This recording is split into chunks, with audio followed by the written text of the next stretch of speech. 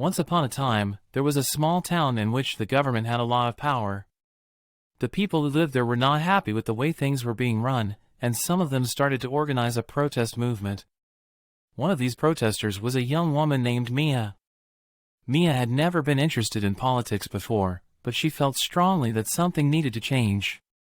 She started attending meetings and rallies, and soon she found herself at the forefront of the movement. However, as she became more involved, she started to question some of the assumptions that she and her fellow protesters were making. One day, she began to wonder about the nature of power itself.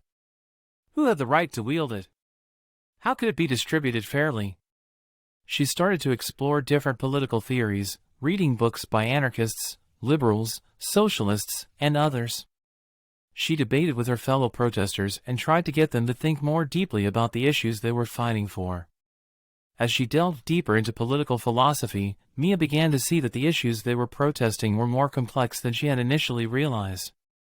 She saw that there were many different ways of thinking about power and authority, and that each had its own strengths and weaknesses. Eventually, Mia and a group of like-minded protesters decided to form their own political party. They based their platform on principles of decentralization and grassroots democracy, believing that power should be distributed as widely as possible among the people. They were not interested in traditional notions of left or right, but rather in finding a new way forward. The movement grew, and eventually, Mia and her party were able to win seats in the town council. They began to implement their ideas, and the town started to change. People had more say in how things were run, and the government became more accountable to the people.